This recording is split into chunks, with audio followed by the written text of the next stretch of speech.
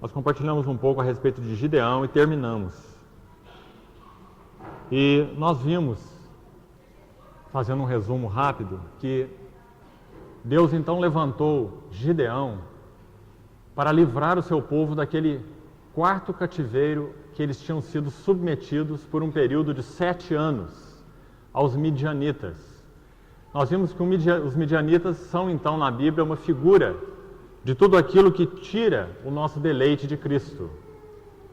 E nós vimos, em resumo, que Deus utilizou então Gideão e 300 homens para que a glória da peleja repousasse absolutamente sobre o Senhor e não sobre o exército de Israel.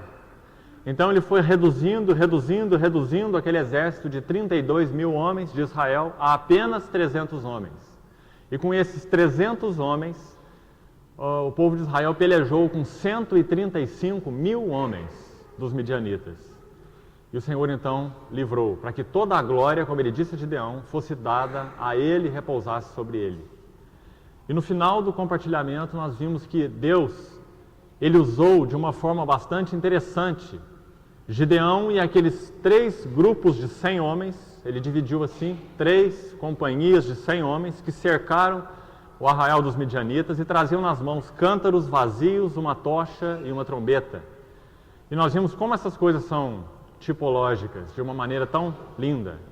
E mostramos então, especialmente relacionado a esse cativeiro dos midianitas, especialmente relacionado então a essa questão do nosso cativeiro, a tudo que tire o nosso deleite de Cristo.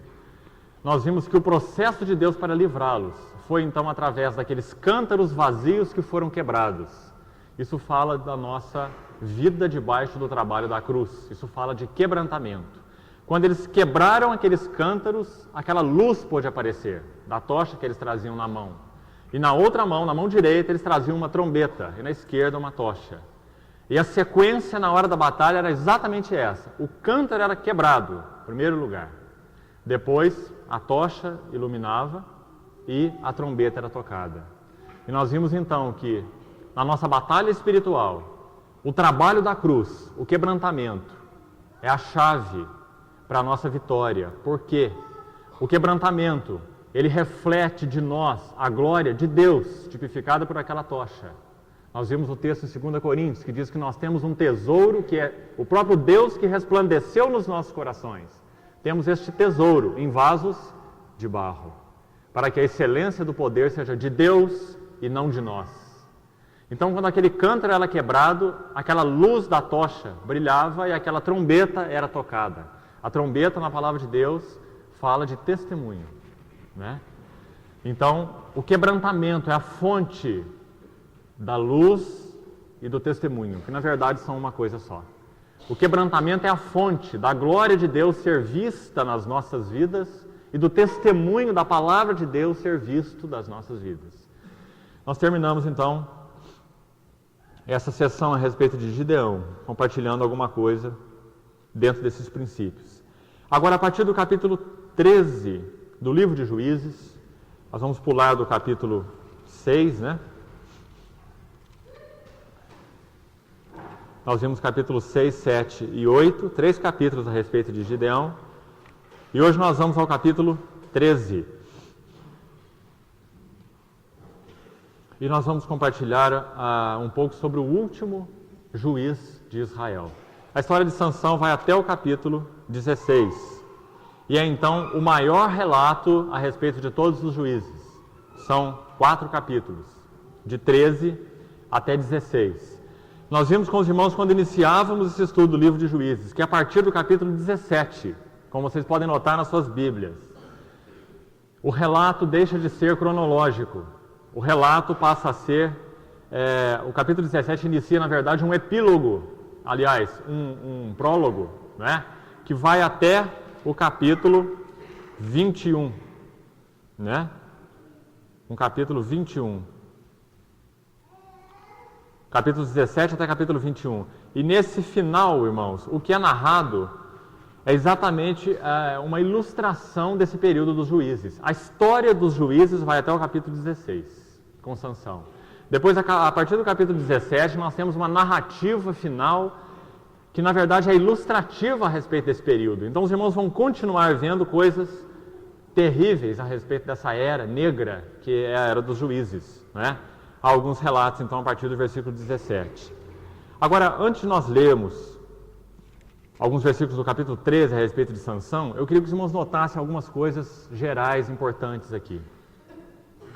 São 12 juízes que Deus usou para falar ao povo de Israel. 12 juízes.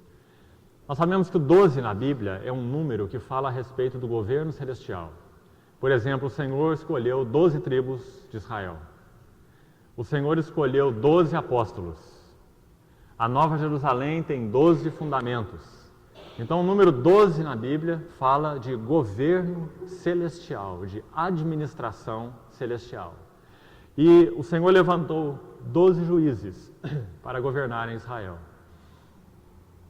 Agora, irmãos, um detalhe a respeito de Sansão é que por ele ser, então, o 12º, Sansão, ele é uma completação de tudo aquilo que Deus tinha, na verdade, para falar para o seu povo na era dos juízes. Nós podemos dizer que Sansão, ele é um somatório de toda a lição espiritual que Deus quis dar ao seu povo na época dos juízes. Isto é muito importante. Porque nós vamos ver na vida de Sansão duas linhas, duas linhas gerais na vida, na história, nos feitos de Sansão. Por um lado, nós vemos o poder de Deus como em nenhum outro. Em nenhum outro. Os irmãos podem pegar desde o primeiro juiz. Podem olhar a história de Eude, a história de Débora e Baraque, Gideão mesmo, que executou uma vitória ali tremenda com os 300 homens.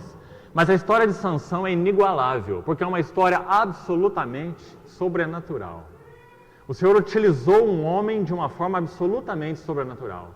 Em nenhuma história de nenhum juiz nós vemos o poder de Deus, e ele destinava então, através de Sansão, deixar isso claro para Israel, lá no final, no 12º juiz, no final de tudo, ele queria deixar claro para Israel, claríssimo, duas coisas. O poder de Deus é absolutamente ilimitado. Ele demonstrou isso na vida de Sansão. Irmãos, é incrível o que Deus quis mostrar na vida de Sansão. Qualquer criança que tenha sido instruída na palavra de Deus aqui hoje, nesse local de reunião, conhece a história de Sansão.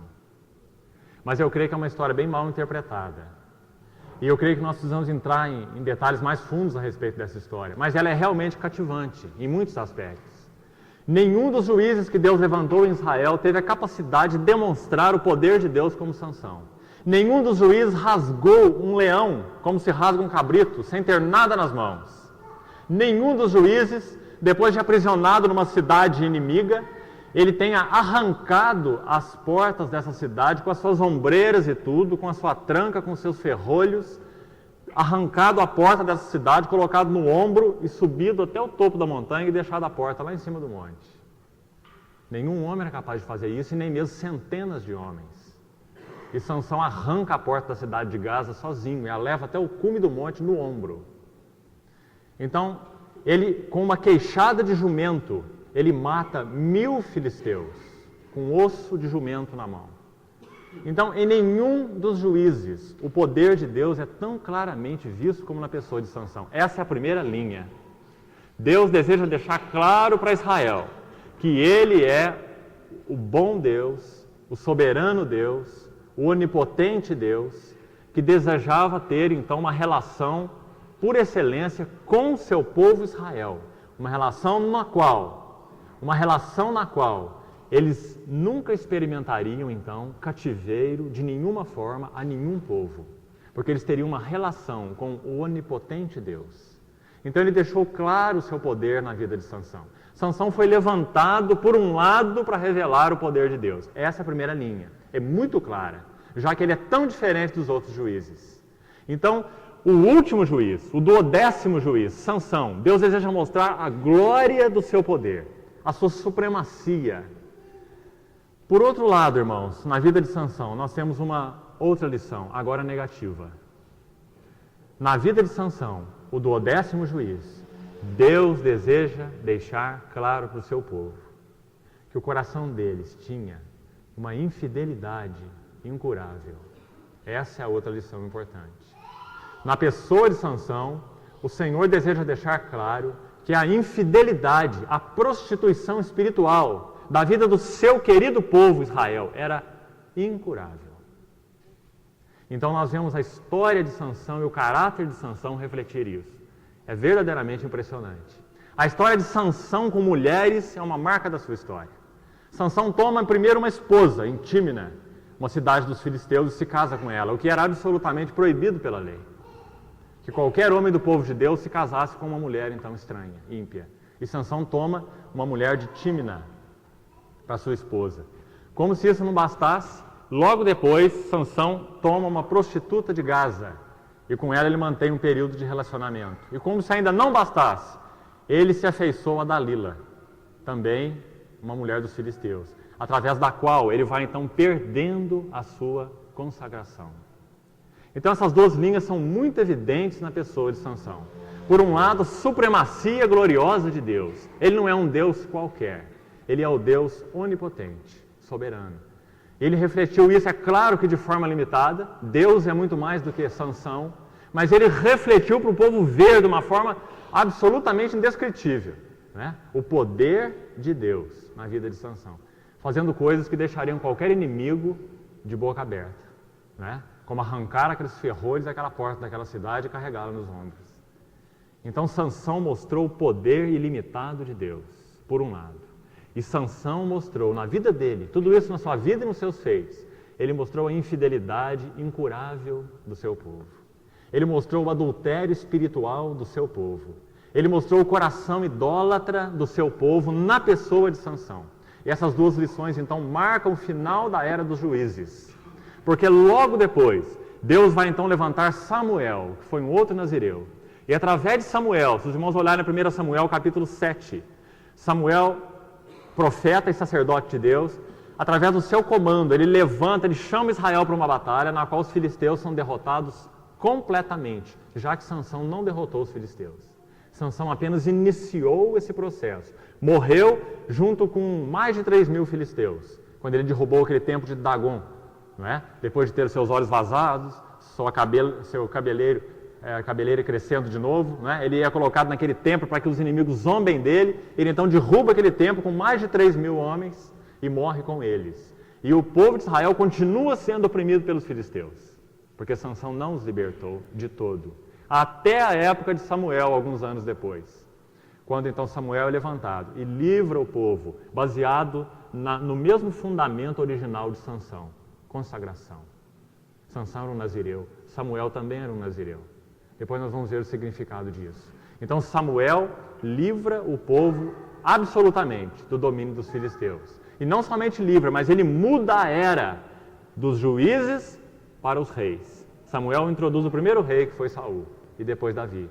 Então Samuel foi um outro nazireu na palavra de Deus, utilizado por Deus para mudar a era dos juízes para os reis.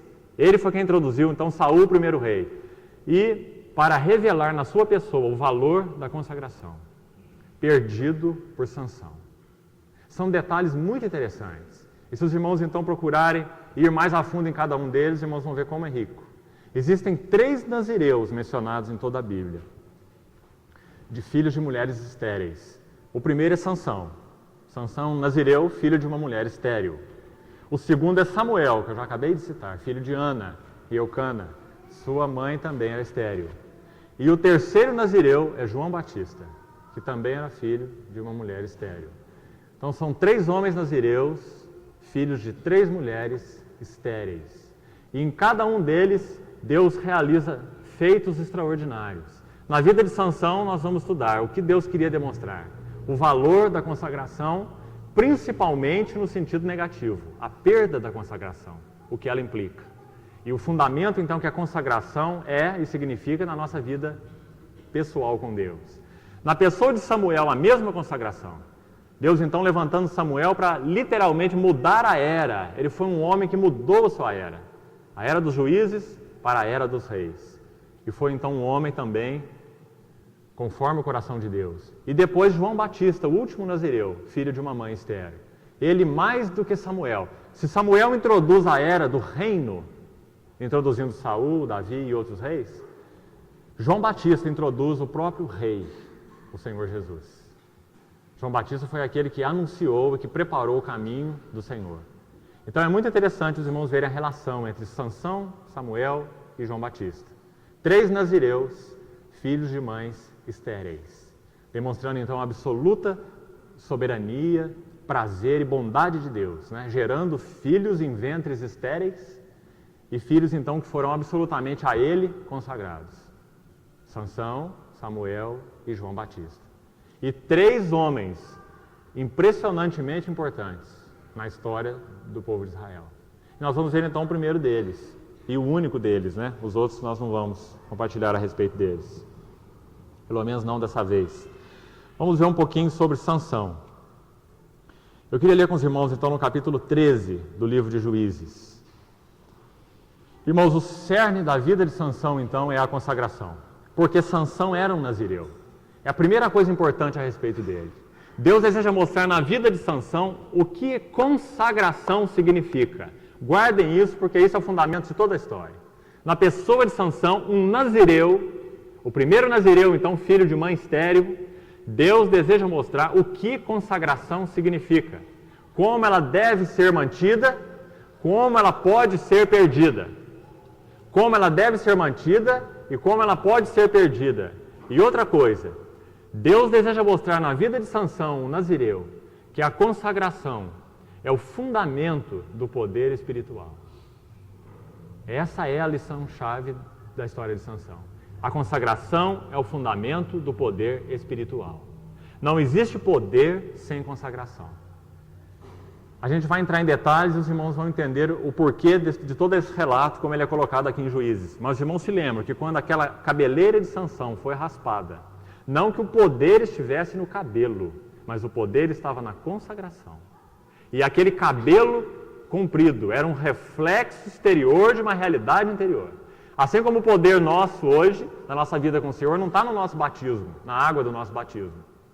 Né? A água que caiu sobre a nossa cabeça e nos batizou, ela não tinha poder nenhum. O poder está na nossa união com Cristo. Fomos mortos com Ele e ressuscitados com Ele. Assim o nazireado, o poder não estava no cabelo comprido, o poder estava no voto de consagração. Aquele cabelo era um reflexo exterior de uma realidade interior. Então os irmãos se lembram que quando aquele cabelo foi cortado, Sansão se tornou um homem, como diz a palavra, comum. Um homem como todos os homens. Ele não tinha mais poder, porque a consagração é o fundamento do poder espiritual. Nós não conseguimos poder espiritual pedindo poder. Nós obtemos poder para viver a vida cristã, poder espiritual, vivendo uma vida no altar. O altar fala de consagração. Permitindo que o Senhor trabalhe todas as áreas da nossa vida. Vida de altar na Bíblia fala de consagração. O nazireu era alguém absolutamente votado ao serviço de Deus. Literalmente falando, para aquele tempo, o nazireu era alguém colocado à parte. Esse é o sentido literal do termo. Nazireu significa separado. Sansão era um nazireu, separado. Ele não ia exercer um ofício secular, ele não ia trabalhar no campo, ele era separado, ele iria servir a Deus. E se os irmãos observarem em Números capítulo 6, eu também não vou entrar em detalhes para a gente ganhar tempo. Números capítulo 6, os irmãos vão ver o voto de nazireado. Livro de Números, foi uma ordenança de Deus através de Moisés. Os irmãos vão ver como é interessante. O nazireado era, na verdade, para os irmãos entenderem bem, uma porta lateral ao sacerdócio. Isso significa o seguinte: ninguém tinha direito de ser sacerdote e, digamos, consagrar-se voluntariamente ao serviço de Deus, porque Deus tinha uma linhagem de sacerdotes. Ele tinha escolhido uma família para servi-lo. Ele tinha escolhido baseado em alguns parâmetros, né? Ele tinha escolhido a casa de Arão dentro da família de Levi.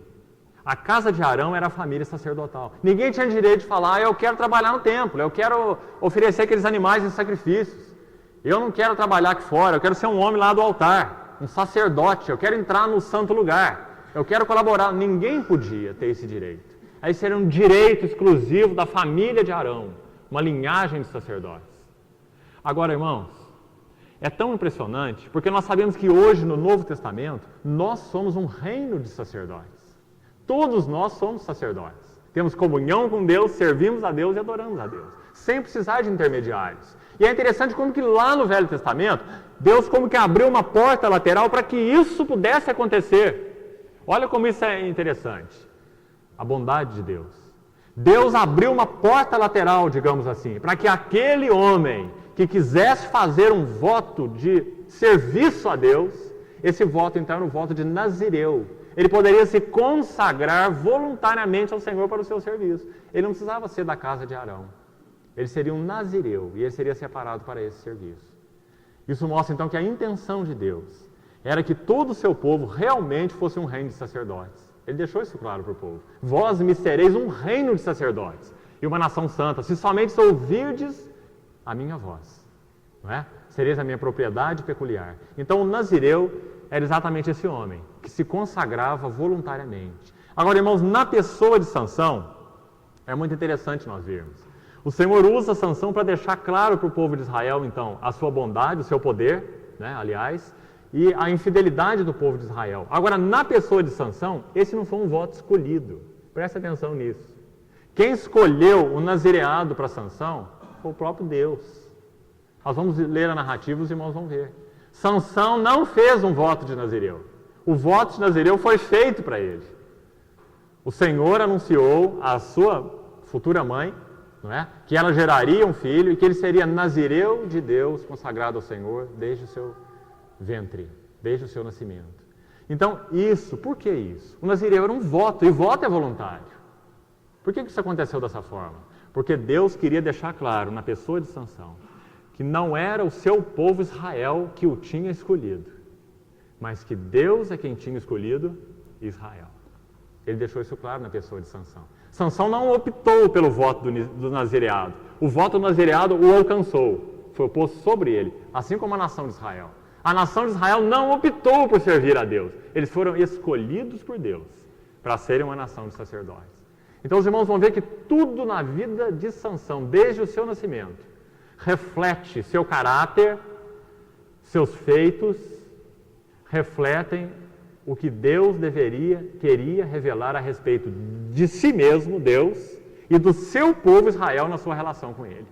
Ele ia revelar tanto a sua soberana escolha, ele escolheu Sansão para ser um nazireu, assim como ele escolheu Israel para ser seu povo. Ele ia revelar seu amor soberano, sua soberana escolha. Ele iria produzir uma geração impossível, porque Sansão não só foi dito à mãe dele que ele seria um nazireu, mas foi dito a uma mãe estéril. Era impossível Sansão vir à existência. Então Deus queria deixar claro para o povo de Israel que era impossível que eles se tornassem povo de Deus, senão por uma geração de Deus, por uma escolha de Deus. Não é? Uma mãe estéril e um filho nazireu. Então isso era para ficar claro para Israel, sua soberana eleição. Sua sobrenatural eleição. Não é? A bondade de Deus na sua eleição. Isso por um lado. O poder de Deus baseado nessa eleição que repousava sobre o seu povo. Né? A aliança de Deus com esse povo. Agora, por outro lado, o caráter de Sansão revelou a reação do povo ao seu Deus. Digamos que o povo de Israel como todo também era um nazireu de Deus. Eles também foram chamados para ser um reino de sacerdotes. Mas a história dos juízes deixou muito claro, e culmina agora então na pessoa de Sansão, porque ele é o 12º, ele é a culminância de tudo isso. Fica claro que eles reagiram erradamente a toda essa bondade de Deus e ao chamado de Deus. E Deus então deixou claro na pessoa de Sansão quais eram as consequências desse abandono do nazireado. Qual seria a consequência deles optarem por, na prática, não serem um reino de sacerdotes? Por eles optarem, na prática, a não consagração. Quais seriam, então, as consequências? Então, é muito interessante se irmãos traçarem as duas linhas na vida de Sansão, senão nós não conseguimos entender. Né? Agora, traçando essas duas linhas, você consegue entender. Senão você diz, mas como que Deus chamou Sansão um nazireu, consagrado, tratou... Mas como que Sansão pode se comportar assim? Isso não é possível. Um juiz de Israel, um líder do povo, como é que ele pode ter essas atitudes tão carnais e de certa forma, tão depravadas até? Porque o Senhor queria mostrar na pessoa de Sansão quem era o seu povo Israel para com ele. Sansão era um tipo de todo o povo de Israel. O que Sansão fez para com Deus, o povo de Israel estava fazendo para com Deus.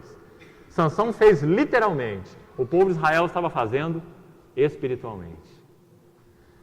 Então Sansão reflete o caráter infiel do povo de Israel, né? Por esse outro lado, então. Vamos ler então alguns versículos do capítulo 13. Juízes.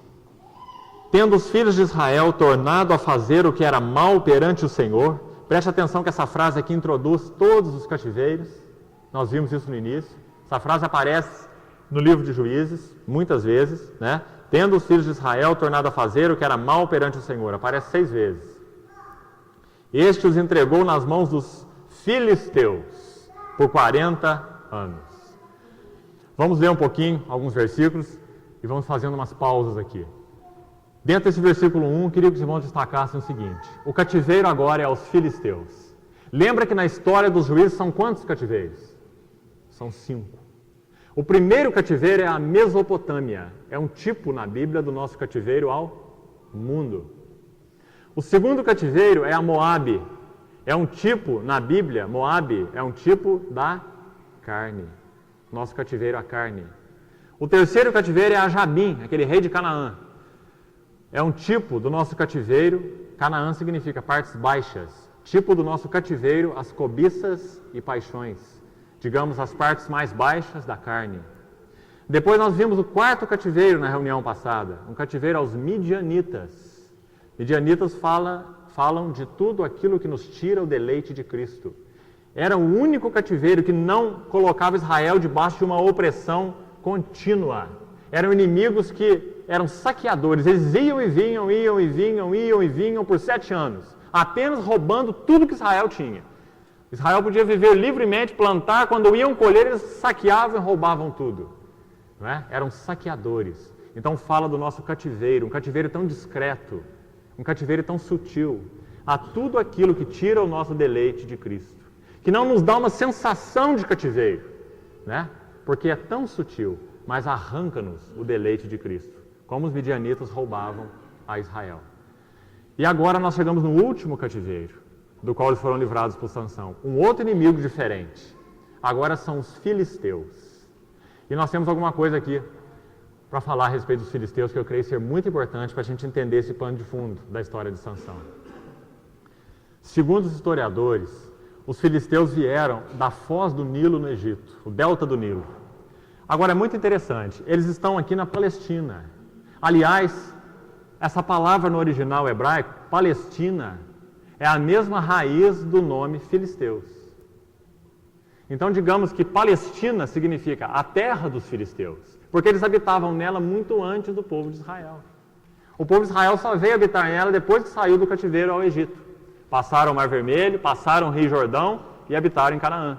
Entraram com Josué, não foi assim? Muito antes deles, os filisteus já habitavam essa terra. Agora, irmãos, o que há de impressionante aí? É que os filisteus saíram de onde para habitar em Canaã? Saíram de onde? Do Egito. Do mesmo lugar onde o povo de Israel saiu. É por isso que os filisteus na Bíblia significam o eu, nós vamos ver por quê. Os filisteus são um tipo do nosso ego, do nosso eu, um cativeiro ao eu, que é o último cativeiro que nós vamos compartilhar então. E os filisteus também tipificam a falsificação espiritual. Tudo aquilo que tem uma imitação de Cristo, mas não tem a realidade de Cristo. Seja na nossa vida, seja no nosso reunir, né, na vida individual ou na vida comunitária. Tudo aquilo que é uma falsificação espiritual. Parece com Cristo, parece de Deus. O quanto nós temos disso hoje na igreja, não é? Os filisteus são então uma figura da falsificação espiritual. Por quê? Porque eles saíram do Egito da mesma maneira que o povo de Israel. Habitavam em Canaã da mesma maneira que o povo de Israel. O que fazia diferença? Amplamente falando, entre os filisteus e os israelitas. Os irmãos sabem o que fazia diferença? É que os filisteus saíram do Egito e foram para Canaã, como os israelitas, mas eles não passaram por 2 imersões. A primeira imersão foi onde? No Mar Vermelho. O mar se abriu para que os israelitas passassem, mas nunca se abriu para os filisteus. E a segunda água que eles passaram antes de entrar em Canaã, qual foi? O Rio Jordão. O Jordão também se abriu para os israelitas, mas nunca se abriu para os filisteus. Digamos que essas duas águas, elas fazem a diferença entre um filisteu e um israelita, e fazem a diferença entre um cristão e um não cristão hoje. O Mar Vermelho fala do batismo, é uma figura muito clara na Bíblia de batismo. Eles foram libertados do Egito pelo sangue do Cordeiro, que foi passado na porta, que é uma figura de Cristo, não é? Aquela morte objetiva, aquela morte realizada na cruz. E na experiência dos israelitas, aquele sangue derramado no Egito corresponde às águas do Mar Vermelho. Então, quando eles passaram pelo Mar Vermelho, eles foram batizados, diz a palavra, com respeito a Moisés, que era o líder do povo. Não é? Então, o Mar Vermelho é uma figura do batismo. Nós também já fomos batizados em Cristo. Agora, irmãos, essa história do Mar Vermelho, espiritualmente falando hoje na nossa história, fala do livramento sobrenatural de Deus. Quem que poderia te livrar do Egito?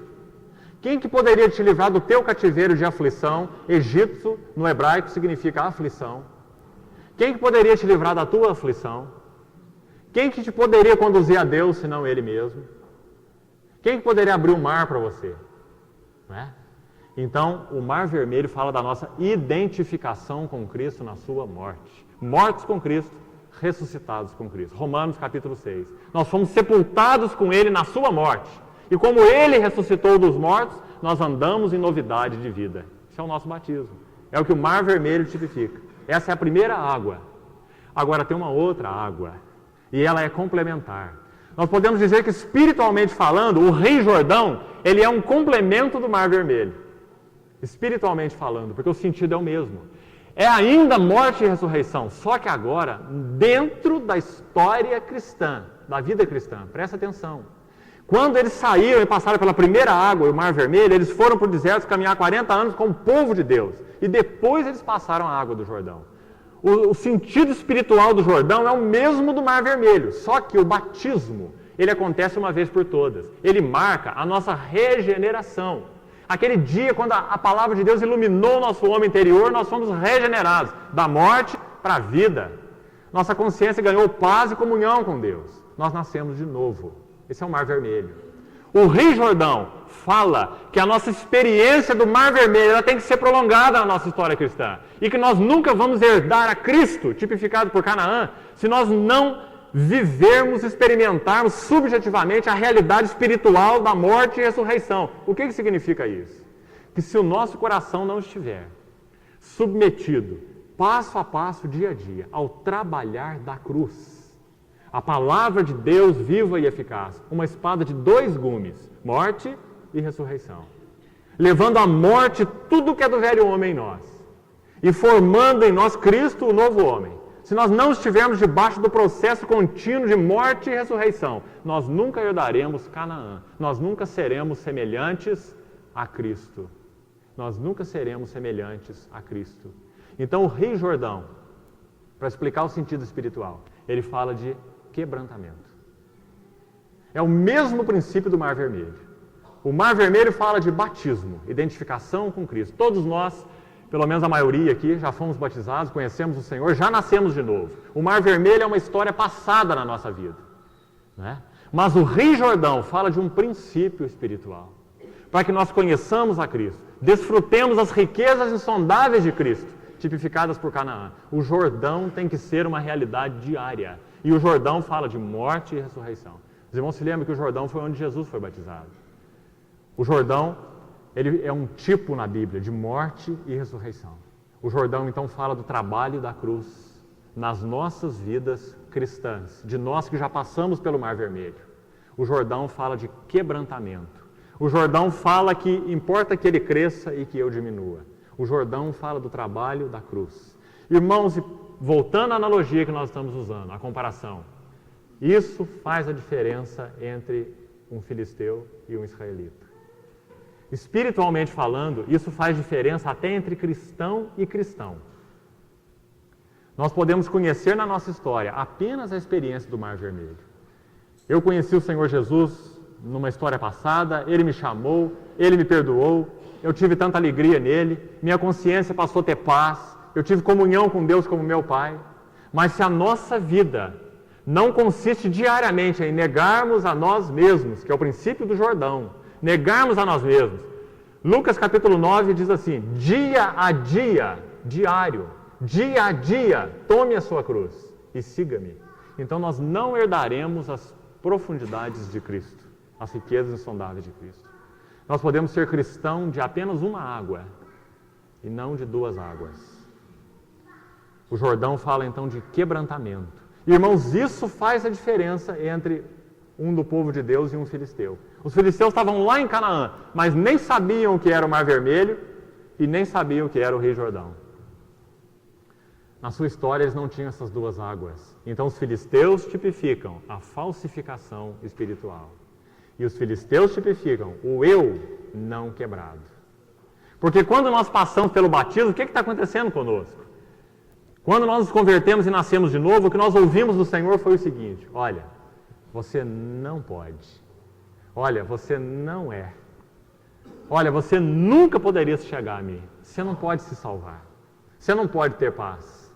Você não pode ter comunhão comigo. Você tem que ser anulado. Eu fiz toda a obra. A obra do Calvário, o valor do sangue de Cristo foi revelado a nós. Não é? Então, tanto o Mar Vermelho quanto o Rio Jordão mostram que eu nada sou. Seja no sentido da regeneração, o Mar Vermelho, seja no sentido da semelhança com Cristo, o Rio Jordão. Ele me chamou do Egito, da terra da aflição. Ele está trabalhando a cruz sobre mim, para que eu seja semelhante a Cristo. Essa é a tipologia do Mar Vermelho e do Rio Jordão. Então, todas as duas falam da morte do eu. Os filisteus, irmãos, estavam lá em Canaã, mas eles passaram intactos. Eles não conheciam nada sobre a morte do eu. Agora, os irmãos se lembram que no deserto, entre uma água e outra, entre o Mar Vermelho e o Rio Jordão, uma geração inteira morreu. Você se lembra? Entre uma água e outra, uma geração inteira morreu no deserto. Você se lembra do que aquela geração fala? Fala da nossa resistência ao trabalho da cruz. O Senhor falava, se revelava, e eles murmuravam, incitavam a Deus, e murmuravam, e levantavam deuses, e adoravam, e aquela geração pereceu no deserto. Deus então levanta uma nova geração. A essa nova geração, Moisés refala a sua palavra. O refalar do Senhor, o rema do Senhor. Moisés refala em Deuteronômio. Deuteronômio é um refalar de Deus. Ele fala as mesmas palavras da lei de Êxodo, ele refala em Deuteronômio. Mas agora para um novo grupo de pessoas, para uma nova geração. E essa nova geração, então, entra em Canaã e herda as riquezas insondáveis, a terra que mana leite e mel. Os irmãos entendem o que está acontecendo? No deserto, então, figuradamente falando, nós temos morte e ressurreição. Velha geração, a nova geração. Então, quando Deus levantou uma nova geração pela sua palavra, Ele fez aquela geração passar o Rio Jordão, que era exatamente a história, o tipo literal do que Ele tinha feito naquele povo. O que Ele tinha feito naquele povo? Para aquela geração, naquele estágio, é claro, Ele tinha despido aquela geração, então, de si mesmo e levado aquela geração, então, a confiar no Senhor. Os irmãos se lembram que enquanto Josué liderou aquela geração, conduziu aquela geração à terra, a terra teve paz, eles destruíram seus inimigos, eles destruíram Jericó, que era uma cidade fortificada ali de Canaã, não é? E Deus foi dando vitória sobre vitória a Josué e a todo o seu povo. Agora, quando Josué morreu e aquela geração morreu, a era dos juízes começa. A nova geração vai repetir a história do deserto. Degradar-se, degradar-se, degradar-se. Aí Deus levanta juízes, ressurreição de novo. E resgata o seu povo. Depois daquele juiz morre. Degradação, degradação e degradação de novo. Então, na era dos juízes, a história do deserto vai se repetir. O mesmo processo. É importante nós vermos isso porque nós vamos compreendendo os relatos históricos da palavra de Deus. Né? O que Deus desejou nos ensinar espiritualmente com isso tudo? Ou será que o Espírito Santo quer só nos contar a história? Né? Será que é só relato histórico? É claro que não. Deus está desejando colocar nos nossos corações o princípio da morte e ressurreição. Ele cresça e eu diminua. Deus está desejando cravar nos nossos corações a crucialidade, a centralidade do trabalho da cruz, despindo-nos do velho, revestindo-nos do novo. Eu diminua, ele cresça. Né? Então, irmãos, os filisteus são esses inimigos que tipificam o eu não tocado, o eu não quebrado, o eu não tratado. Esses inimigos estavam lá em Canaã e confrontaram o povo de Israel. Agora, olha como o Espírito Santo é preciso em tudo que ele faz. O que nós vemos nessa história dos filisteus? Presta atenção em mais detalhes aqui. Foram os últimos inimigos a serem liquidados do povo de Israel. E foram os inimigos mais persistentes. O que você acha disso? Deus levantou Otoniel e lidou com a Mesopotâmia, que tipifica o mundo. Deus levantou Eude e lidou com a carne. Deus levantou Débora e Baraque e lidou com as paixões e cobiças. Não é? Em figura, em símbolo, é claro. Deus levantou Gideão e lidou com o que tirava o deleite de Cristo. Mas Deus levantou Sansão e não lidou com os filisteus. Todos os outros cativeiros foram terminados. O cativeiro aos filisteus prosseguiu. Será que isso também nos fala alguma coisa? Claro que fala. O último e mais terrível inimigo com o qual nós lutamos e que sempre permanece conosco é o nosso próprio eu. É o nosso ego, que não se submete ao trabalho da cruz, que resiste à palavra de Deus, né? Que leva-nos então a experimentarmos a morte, não reagindo ao falar de Deus, se dependesse da nossa simples natureza. É só pela graça, pela compaixão, pela atração de Deus que Ele mesmo pode lidar com esse filisteu que está dentro de nós. É só pela sua bondade, pelo seu poder, pelo seu poder de atração sobre as nossas vidas, né? Porque assim como levantando um juiz, e o mais poderoso deles, observe esse detalhe também, não foi apenas um juiz, foi o mais poderoso dos juízes, Sansão. Mesmo levantando o mais poderoso dos juízes, Deus ainda não lidou com os filisteus. Os filisteus prosseguiram até Samuel, um outro nazireu. Né? Então, irmãos, nós precisamos de ir de consagração em consagração, de altar em altar, para que os filisteus possam ser exterminados. Porque é o mais resistente inimigo. O filisteu acompanha até o nosso crescimento espiritual. Quanto mais você cresce, mais o filisteu em você é aguçado. Aquele eu que fala assim, você está ficando muito bom, você está chegando lá, mais um pouquinho você chega lá. Né? Então o filisteu acompanha até o nosso crescimento espiritual, impedindo que Cristo seja realmente tudo em nós, e que todos os nossos valores repousem nele e não em nós. O filisteu vai junto conosco no nosso crescimento espiritual, a todo momento, propondo alianças conosco. Né? Então, na pessoa de Sansão, Deus deixa isso muito claro. E os irmãos vão ver o seguinte: na carne de Sansão, ou a carne de Sansão, assim como a nossa carne, né, faz com que Sansão busque aliança com os filisteus. Na pessoa, então, daquelas mulheres. Sansão não faz aliança com homem filisteu nenhum. É tão interessante se olhar a história de Sansão. Ele só faz aliança com mulheres. Né? As mulheres foram um problema na vida de Sansão. As mulheres dos filisteus. Né? Então, Dalila, nós vamos chegar lá na quarta-feira, a gente vai dividir para compartilhar depois. Sabe o que significa Dalila, que foi a última mulher na história de Sansão? Dalila significa delicada. É tão interessante, irmãos, a forma delicada, sutil, não é? Dalila, como o nosso eu propõe alianças conosco. Você não pode fazer isso com você. Mas, afinal de contas, você merece isso. Você merece um pouco de respeito. Você merece um pouco de consideração. Você merece um pouco de atenção dos outros. Você merece, você merece, você merece, você merece. Não é? E essas coisas são Dalila na nossa vida, são delicadas, são sutis. Não é? Atraem a nossa carne, como atraiu a carne de Sansão. E levou Sansão. O que Dalila fez com Sansão? Dalila levou Sansão à perda da sua consagração. Dalila levou Sansão a perder a vida de altar. Espiritualmente falando, o nosso eu nos tira do altar. Se nós não colocarmos o nosso eu no altar, o nosso eu nos tira do altar. Se nós não mantivermos o nosso eu no altar, o nosso eu nos arranca o altar. Ou o nosso eu está sobre o altar, ou o nosso eu nos tira o altar. Só tem as duas opções na nossa vida. Ou nós nos mantemos sobre o altar, ou o nosso ego vai arrancar o altar da nossa vida. Das duas, uma. Foi o que o Senhor quis dizer. Se alguém quer vir após mim, a si mesmo se negue. Negue o seu eu. Tome a cruz e siga-me.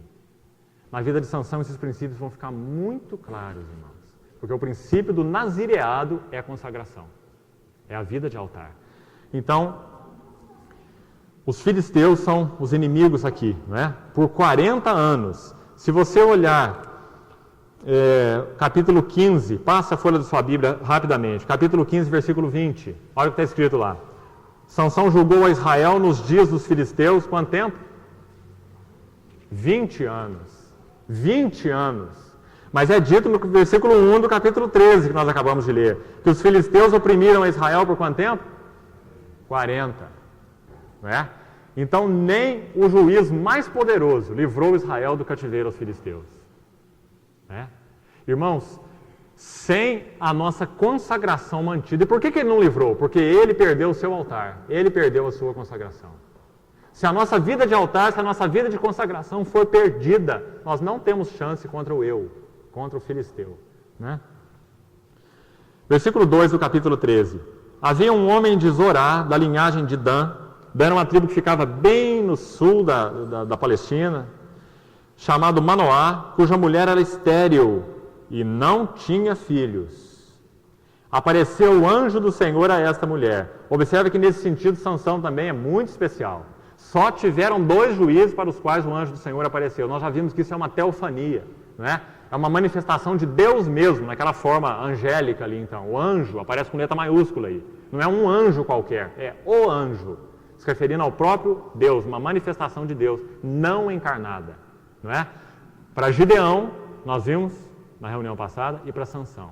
Dentre os 12 juízes, só para esses 2. Então, em mais esse sentido, Sansão é também especial. Né? Apareceu o anjo do Senhor a essa mulher, que seria a sua mãe, né?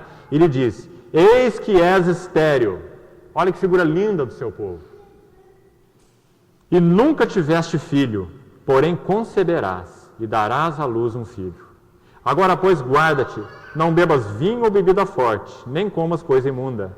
Porque eis que tu conceberás e darás à luz um filho, sobre cuja cabeça não passará navalha, porquanto o menino será nazireu, consagrado a Deus desde o ventre de sua mãe. E ele, olha essa palavra agora, começará. Ele não terminou, ele parou no meio, porque ele perdeu a sua consagração. Ele começou a livrar Israel do poder dos filisteus. Começou e não terminou. Por quê? Porque ele foi roubado da sua consagração.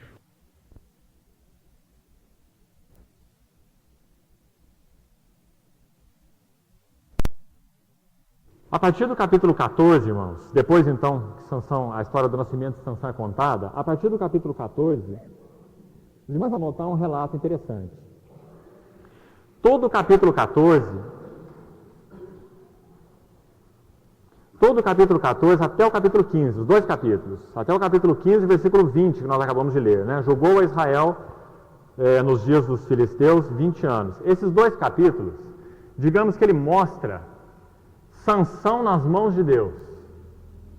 Então, até mesmo aquela aliança que ele fez com aquela mulher de Tímina, que é retratada aqui no capítulo 14, depois a gente vai entrar em detalhes sobre isso, contra a vontade de Deus, porque era uma ordenança clara de Deus ao seu povo, que os seus filhos em Israel não deveriam tomar mulheres gentias para esposas.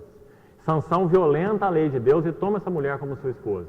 Deus, soberanamente e graciosamente, aquelas 2 linhas que nós falamos, ele continua operando soberanamente sobre essa aliança errada de Sansão, e ele mantém Sansão, na pessoa de Sansão, julgando os filisteus, até o capítulo 15. Tudo que Sansão faz no capítulo 14 são 6 eventos, se os irmãos observarem. 6 atos que acontecem aqui nesses 2 capítulos, 14 e 15.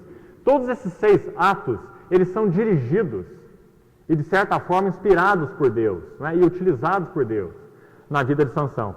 A partir do capítulo 16, e é interessante que esse capítulo 15, versículo 20, marca então essa divisão. Né? Porque diz assim, julgou a Israel nos dias dos filisteus 20 anos. Parece que está terminando a história de Sansão aqui. Né? Contou um monte de feitos de Sansão e disse assim, ele julgou a Israel 20 anos no tempo dos filisteus. Parece que acabou. Depois, quando você começa a ler o capítulo 16, continua. Sansão foi a Gaza e viu ali uma prostituta e coabitou com ela. Continua a história. Não é? Então esse versículo faz uma interrupção muito clara aí, entre as duas sessões registradas da vida de Sansão. E a partir do capítulo 16, então, os irmãos vão ver que Sansão começa a ser roubado da sua consagração. É muito interessante. Ele vai perdendo a sua consagração passo a passo, não é de uma vez. Esse é um outro detalhe importante. Primeiro tem essa história com essa mulher de Gaza, depois tem a sua história com Dalila, e dentro da sua história de Dalila tem um processo de perda da consagração. Ele não vai simplesmente entregando a sua consagração, tem um processo de degeneração. E isso é muito significativo para nós. É assim que acontece conosco. O filisteu, ele não rouba a nossa consagração instantaneamente. O nosso eu, o nosso ego, ele é muito sutil. Ele rouba a nossa consagração pouco a pouco. Os irmãos veem que até aqui nós temos 3 mulheres dos filisteus, né? Que foram então pouco a pouco roubando a consagração de Sansão. E a história de Dalila então ela culmina. Existem algumas coisas muito interessantes ali que a gente vai ver na outra reunião. Ela culmina a degradação de Sansão, a perda da sua consagração. Então essa seria a divisão desses 4 capítulos, né? São 3 primeiros e o último, o capítulo 16. Agora, eu queria que os irmãos notassem mais uma coisa. Esse voto de Nazireu, conforme eu disse para os irmãos registrado no capítulo 6 de Números, era um voto interessante. Ele tinha 2 aspectos negativos e um aspecto positivo. A gente precisa entender isso também. Os 2 aspectos negativos eram o seguinte: o Nazireu não podia tocar em nenhum corpo morto, em nada considerado imundo, nada. Ele não podia ir nem a um velório de um parente morto, ele não poderia tocar morte. É claro que isso espiritualmente também tem um sentido. Isso fala de nós preservarmos as nossas relações com sensibilidade espiritual diante de tudo aquilo que de alguma forma traga morte espiritualmente falando para nós. O Nazireu não podia tocar corpo morto. Se você quiser manter a sua consagração e prosseguir numa vida de altar sendo o Nazireu de Deus, trate de discernir o que na sua vida que te traz morte espiritual. Principalmente nos relacionamentos. Então o Nazireu não podia tocar o corpo morto. Esse era um detalhe negativo. Uma outra característica da consagração de um Nazireu: ele não podia beber bebida forte. Nenhum fruto da uva, nada de vinho, nenhuma bebida forte. Do que isso fala? O vinho, por toda a Bíblia, é um tipo do quê? Os deleites, os prazeres, o gozo. Não é? Então, o gozo do que é terreno. Espiritualmente falando, significa o quê? Significa que na nossa vida, no mundo, nós devemos guardar o nosso coração de que repouse em qualquer aspecto do mundo que possa se tornar, então, o nosso deleite e o nosso prazer, seja o que for, por mais legítimo que seja. Se o trabalho na minha vida é um vinho, eu perco a minha consagração. O Nazireu não pode tomar vinho. Se o dinheiro na minha vida é vinho, eu perco a minha consagração, porque o Nazireu não pode tomar vinho. Se os bens na sua vida são vinho, você perde a sua consagração, porque o Nazireu não pode tomar vinho. Então, vinho fala de gozo, de prazeres terrenos. Ele deveria se abster do vinho. Não significa que nós não podemos nem trabalhar, nem ter bens e nem ter dinheiro. Mas significa que o nosso coração não pode ter gozo nessas coisas. Que o nosso único gozo é Cristo. Cristo é o nosso gozo. Cristo é o nosso prazer. Cristo é o nosso vinho. Cristo é a nossa alegria. Né? Então, há necessidade de sensibilidade espiritual para nós, então, podermos discernir essas coisas. Se o Nazireu tomasse vinho, ele perdia o seu nazireado. Se nós tivermos prazer no gozo do mundo, nós perdemos a nossa consagração. Então, era a segunda característica do Nazireu. Primeiro, tocar a morte. Segundo, os gozos do mundo, os prazeres terrenos. 2 lados negativos. Agora, tem um lado positivo. O lado positivo é exatamente o cabelo crescido. Irmãos, o cabelo crescido, ele é o aspecto positivo, porque ele fala da vergonha da cruz, do opróbrio de Cristo. Porque aquela cabeleira daquele tamanho, trançada naquele tempo, era, sem dúvida alguma, uma vergonha para o Nazireu. De alguma forma, ele era um homem discriminado. Então, ele carregava nele mesmo a vergonha de andar dessa maneira. Na linguagem do Novo Testamento, isso fala do opróbrio da cruz. Hebreus capítulo 13 diz que nós devemos sair a Cristo, fora do arraial, levando a sua vergonha, o seu vitupério.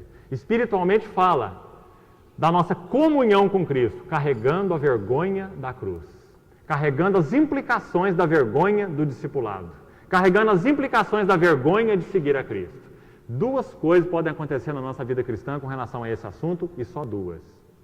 Ou nós carregamos a vergonha de Cristo, ou nós temos vergonha de Cristo. Ou nós carregamos a vergonha de Cristo, ou nós temos vergonha de Cristo. Uma ou outra. Se nós temos vergonha de Cristo, a nossa cabeleira já se foi, espiritualmente falando. Nós já perdemos a nossa consagração. Agora, se nós carregamos a vergonha de Cristo, nós mantemos o nosso nazireado. Nós sabemos que somos discípulos daquele que foi rejeitado. Foi por isso que Paulo falou para Timóteo: não te envergonhes do Evangelho. Não te envergonhes do testemunho do nosso Senhor, nem do seu encarcerado que sou eu, mas participa comigo dos sofrimentos de Cristo. Irmãos, como isso fala às nossas vidas cristãs, a todos nós, especialmente aos jovens cristãos, já que tem muito menos firmeza em Cristo. Como isso fala à vida, principalmente de jovens cristãos, né? Nós nunca podemos ter vergonha de Cristo. Nunca. Vergonha do seu nome. Ou nós carregamos a vergonha de Cristo, ou nós temos vergonha de Cristo. Isso, então, é o sentido espiritual dessa cabeleira. Não nos envergonharmos do caminho da cruz. Não nos envergonharmos do Evangelho genuíno, do Evangelho de Cristo. São os três sinais, então, a respeito do Nazireu. Agora, vamos tomar só mais um pouco de tempo, que a gente ainda tem, só para eu chegar no ponto onde eu quero, e quarta-feira a gente prossegue, ainda com Sansão. Dentro das duas linhas que eu tracei para os irmãos, eu gostaria de deixar ainda algumas coisas claras aqui. Na vida de Sansão, Deus então mostra duas coisas. Por um lado, o seu soberano poder, a sua onipotência, o Deus todo-poderoso que Ele é, um Deus aliado a Israel. O próprio Sansão devia o seu nascimento totalmente a Deus, não é? Desde a sua própria mãe, ela era estéril, não é? Então ele era uma figura do chamamento de Deus a Israel. Deus foi quem chamou Israel, Deus foi quem gerou Israel como nação. Israel era um povo que não era nada, que não significava nada, não é? A origem de Israel está lá na Mesopotâmia, lá no mundo, na pessoa de Abraão. Abraão era um idólatra, alguém completamente afastado de Deus. Deus chamou Abraão, e em Abraão ele constituiu então a nação, não é? Então, na pessoa de Sansão, Deus revelou isso de uma forma clara para Israel. Sansão era um nazireu de Deus, chamado por Ele, feito por Ele, gerado por Ele, consagrado a Ele, não é? Esse é um lado. Por outro lado, então, como eu já disse, na pessoa de Sansão, Deus quer mostrar o que o povo fazia com relação a Deus. Na vida de Sansão, Deus mostrou claramente a infidelidade incurável de Israel. Então eu queria compartilhar com os irmãos só um fato.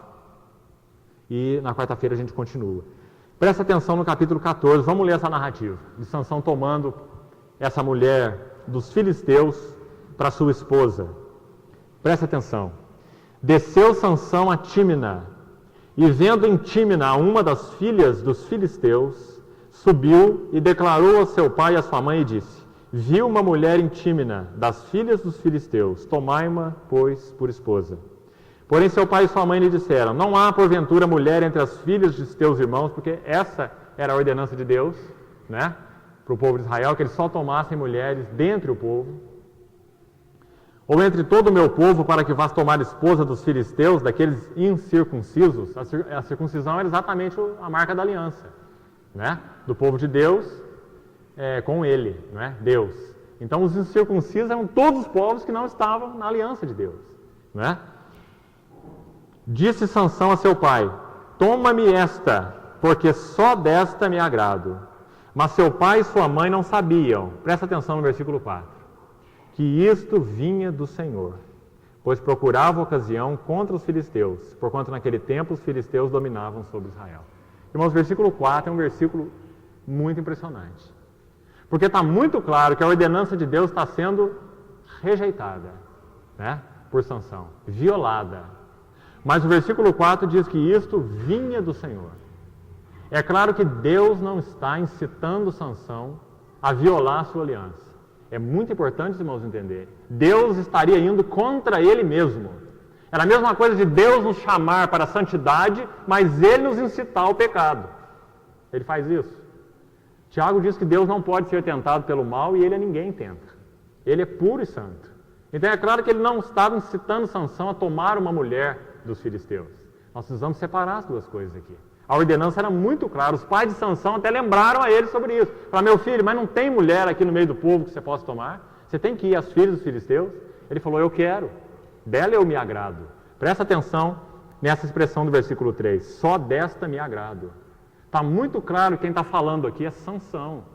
Né? É o que Sansão deseja. É a sua carne. E os irmãos vão ver essa relação pelo livro todo. A carne de Sansão, promovendo então as alianças com o eu, com os filisteus. É assim que acontece conosco. Todo o clamor da nossa carne fortalece o nosso eu. Promove então alianças com o nosso eu. Agora é interessante, os irmãos notarem uma outra coisa. Sansão desceu a Tímina. Mais uma vez o Espírito Santo usa aqui uma palavra significativa, como tantas vezes acontece. Sabe o que significa Tímina no hebraico? Muito lindo o sentido, irmãos. Significa literalmente terreno dividido. Terreno dividido. É muito impressionante. Terreno dividido. Fica tão claro para nós aqui que o terreno dividido nessa história toda é o coração de Sansão. Sansão tem um terreno dividido, assim como nós temos Tímina no nosso coração. Um terreno dividido. Qual que era a divisão de Sansão? A divisão de Sansão era o Senhor era a sua força. Por um lado ele conhecia o Senhor era a sua força. Por outro lado, a carne era a sua fraqueza. E na vida de Sansão, como eu já falei, repetindo mais uma vez, Deus deixa essas duas coisas claras. O Senhor é a sua força e a carne é a sua fraqueza. O Senhor é a sua força e a carne é a sua fraqueza. Então o primeiro ato de Sansão, a partir do capítulo 14, foi soberanamente usado por Deus. Diz a palavra que Deus desejava, né, na sua vontade, uma ocasião contra os filisteus. Ele usou soberanamente uma atitude carnal de Sansão para julgar os filisteus. Mas, e esse mas tem que sempre ser colocado, mas a atitude carnal de Sansão não pode ser justificada pelo que Deus fez depois. Porque Deus usou a atitude carnal de Sansão para produzir um livramento dos filisteus. Nunca. Sansão agiu de forma carnal. Ele é responsável. E ele colheu todo esse resultado. O princípio de Gálatas. Aquele que semeia na carne, da carne ceifará corrupção. E Sansão ceifou corrupção até o fim. Ele perdeu a sua consagração. Aquele que semeia na carne, da carne ceifará corrupção. Não tem jeito de semear na carne e colher bênção. Deus usou uma atitude carnal de Sansão, mas isso não foi bênção. É porque Deus é soberano. Maravilhosamente soberano. Mas nunca confunda as coisas, irmãos. Achando que Deus nos incita ao pecado ou que Deus abençoa atitudes carnais. E que nós podemos, afinal de contas, escolher o que mais nos agrada, como Sansão escolheu essa mulher, e que Deus, afinal de contas, vai fazer tudo dar certo. Né? Como muitos jovens cristãos pensam. Eu amo essa moça, então vou me casar com ela. Não tem importância que a palavra de Deus diz que não deve haver um casamento com um não cristão. Um julgo desigual. Isso é bobagem. Ele vai ter muitas chances de conhecer o Senhor depois. Eu vou pregar muito evangelho para ele. Ele vai se converter depois que eu me casar. Quantas alianças conjugais já foram estabelecidas nessa esperança errada de violentar o mandamento de Deus, a ordenança de Deus, né? Não importa o que Deus faça, o que venha depois e como Deus use. Importa que nós estamos agindo pela carne e contra o mandamento de Deus. Então Sansão diz, só desta eu me agrado, né? E Tímina significa então um terreno dividido. Irmão, sabe o que está acontecendo aqui? A primeira prova na história de Sansão. Sansão está sendo provado naquilo que é natural. Ele está tendo uma escolha natural para ele fazer. Os irmãos vão ver que a degradação progride. A gente vai continuar quarta-feira e vai ver. Aqui seria uma primeira prova com relação à consagração de Sansão. Ele era um nazireu. Deus não impediu o nazireu de se casar. Né? O nazireu podia ter esposa. Só que era uma esposa dentre os filhos de Israel. Então Sansão é provado no que é natural em primeiro lugar. Depois você vai ver que ele é provado no que é da carne, quando ele procura aquela prostituta de Gaza. E depois ele é provado em áreas mais profundas, ele é provado no que é demoníaco, na pessoa de Dalila. Porque por trás de Dalila, os irmãos vão ver que tinha os príncipes dos filisteus. Os príncipes, os principais. Então fala daquilo que é demoníaco. Então, por trás de Dalila, aquela pela qual ele se afeiçoou tanto, a gente tinha uma fortaleza de filisteus, os príncipes dos filisteus.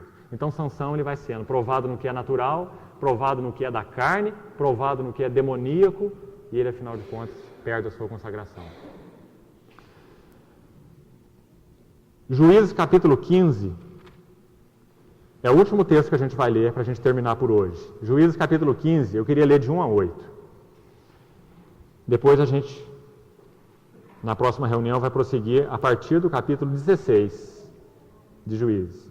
Capítulo 15, eu queria que os irmãos vissem o que aconteceu. Sansão, então, toma essa mulher de Tímina e se casa com ela.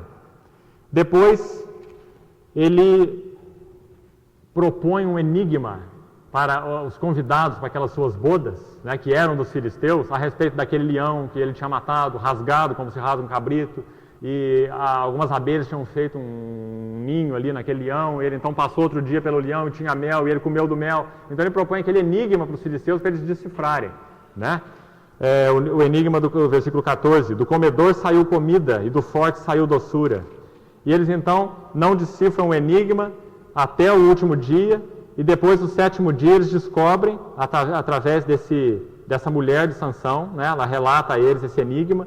Versículo 19 desse capítulo 14, Sansão se ira contra eles, contra, aliás, outros inimigos ali dos filisteus, né? Ele mata 30 deles para pagar a aposta que ele tinha feito com os filisteus, né? De 30 camisas, 30 vestes festivais, né? Então diz a palavra aqui que ele mata 30 homens, despoja dessas vestes e paga a aposta que ele tinha feito, né? E no versículo 20 diz assim, ao companheiro de honra de Sansão foi dada por mulher a esposa deste. Então ele sai do meio dos filisteus ali, né? Ele é ludibriado ali, ele fica muito irritado com a situação e ele sai do meio deles e larga até a mulher dele. Ele desiste ali já nas bodas mesmo, a mulher dele fica para trás. Ele volta para sua casa em Dan, para sua família. Muito tempo depois ele torna para casa da sua mulher. Isso está escrito no capítulo 15. Né? Ele volta para sua mulher. Quando ele chega lá, ele descobre que o pai dela tinha dado essa sua mulher para o seu companheiro de honra, lá nas suas bodas, no seu casamento. Né? Então ele o pai passou a mulher de Sansão para outro, para um companheiro. E Sansão fica muito irritado.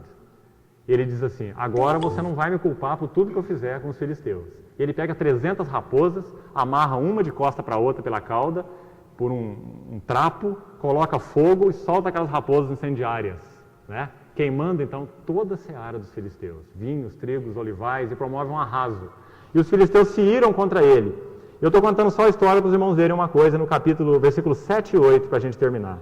Depois que Sansão solta essas raposas e queima a seara dos filisteus, versículo 7 diz assim, olha, disse-lhe Sansão, se assim procedeis, não desistirei, enquanto não me vingar. E feriu-os com grande carnificina. Versículo 8. Não bastasse ele ter queimado essas searas, né? Os filisteus foram contra ele, ele deu uma liquidada ali em mais uma turma dos filisteus, né? Feriu-os com grande carnificina, diz o versículo 8. Agora eu queria que você notasse uma coisa aqui. E desceu e habitou na fenda da rocha de Etã. É interessante, irmãos. Se você ler o capítulo 14, versículo 1, diz assim, desceu Sansão a Tímina. Esse desceu é muito sugestivo. Isso mostra que Sansão ele tem, a sua caminhada é descendente. Ele desce a Tímina. Tímina significa então um terreno dividido.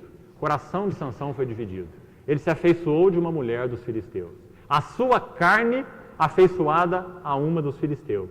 Não é? Isso fala da nossa aliança por causa da nossa carne ao nosso próprio eu. Sabe quem que é o nosso amante?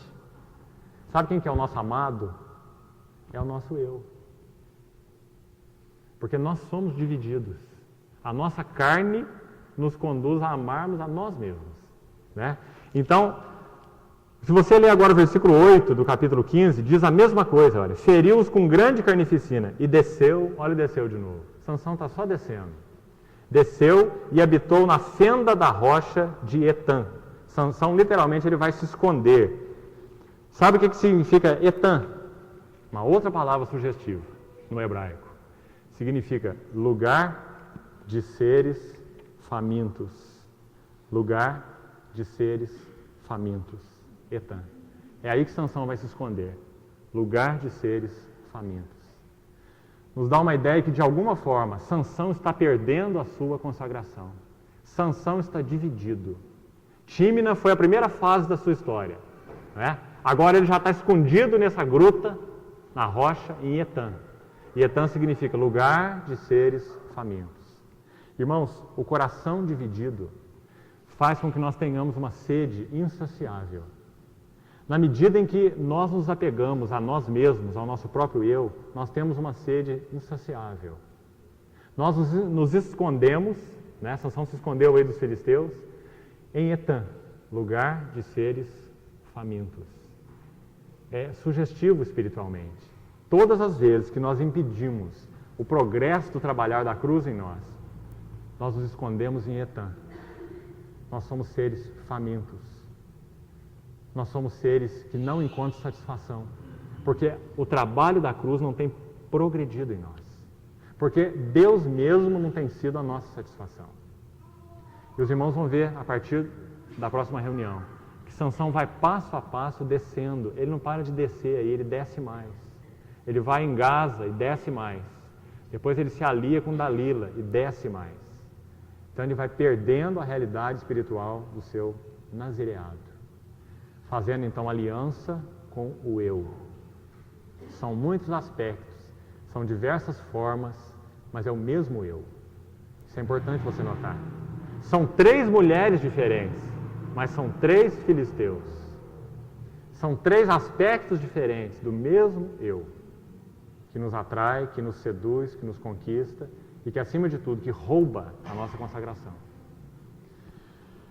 Próxima reunião, então, nós prosseguimos. Amém. Senhor, te agradecemos, porque o Senhor nos deu a sua palavra e aprove ao teu coração deixar nela tudo o que outrora foi escrito para o nosso ensino escrito. Obrigado, Senhor, porque o Senhor é capaz e soberanamente amoroso para nos dar condição espiritual, sensibilidade espiritual, para discernirmos em nós os inimigos do Senhor, dentro da nossa própria carne, dentro da nossa própria história, dentro do nosso próprio eu. Senhor, nós te pedimos que, pela graça, o Senhor aguce em nós essa sensibilidade ao que não é teu em nossas vidas. Essa sensibilidade ao que é eu.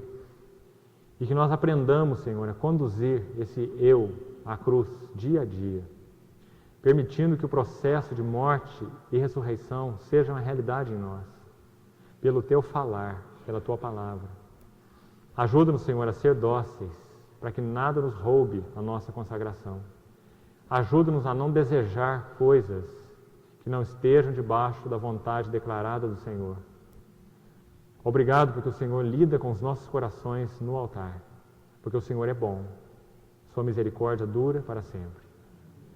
Esclarece, Senhor, aos nossos corações os aspectos que aqui foram compartilhados dentro da história espiritual de cada um de nós com o Senhor. Nós te pedimos, o Senhor aplique isso em nossas vidas. Em nome de Jesus. Amém.